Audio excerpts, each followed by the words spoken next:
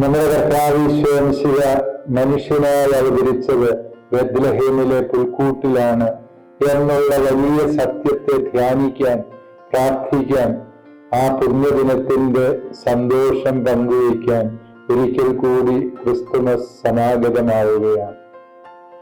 ദൈവം മനുഷ്യനായി നമ്മോടുകൂടെ വസിക്കുന്നു എന്നുള്ളതാണ് ക്രിസ്തുമസിന്റെ അടിസ്ഥാനപരമായ സന്ദേശം. നമ്മുടെ കൂടെ, നമ്മുടെ രക്ഷയ്ക്കായി, നമ്മുടെ സങ്കടങ്ങളിലേക്ക്, വേദനകളിലേക്ക് ദൈവം ഇറങ്ങി വരുന്നു എന്നുള്ളതിനേക്കാളും വലിയ സദ്വാർത്ത, മംഗളവാർത്ത നമുക്ക് ലഭിക്കാനില്ല. ക്രിസ്തുമസ് തരുന്ന ഏറ്റവും ആഴമുള്ള ആശ്വാസത്തിന്റെ സന്ദേശം അതാണ്. ഇനിമേൽ നാം ആരും ഒറ്റയ്ക്കല്ല, നമ്മുടെ ദൈവവും കർത്താവുമായ ക്രിസ്തു നമ്മോടൊത്ത് വസിക്കുന്നു എന്ന സത്യം. അവിടുന്ന് വസിച്ചത് ഏറ്റവും ലളിതമായ പുൽക്കൂട്ടിലായിരുന്നു എന്ന യാഥാർത്ഥ്യം നമുക്ക് ഓർക്കാം. ജീവിതത്തിന്റെ ലാളിത്യങ്ങൾ ദൈവീകതയുടെ അടയാളമായി മനസ്സിലാക്കാൻ ക്രിസ്തുമസ് നമ്മെ പഠിപ്പിക്കുന്നുണ്ട്.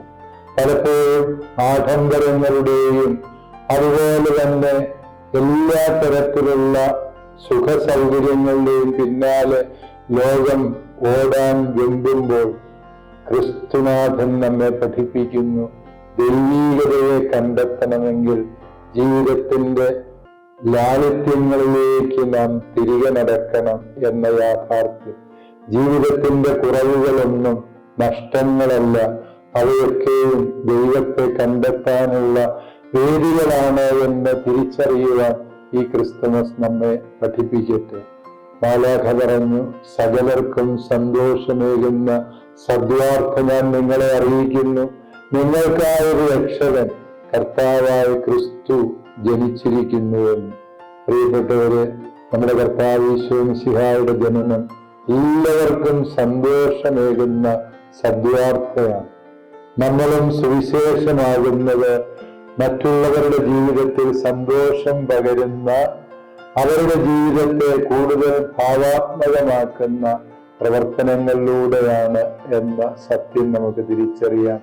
അവരന്റെ ജീവിതത്തെ കൂടുതൽ പ്രകാശപൂർണമാക്കാൻ, കൂടുതൽ സന്തോഷപൂർണമാക്കാൻ ഈ ക്രിസ്തുമസ് നാളുകളിൽ നമുക്ക് തീരുമാനമെടുക്കാം.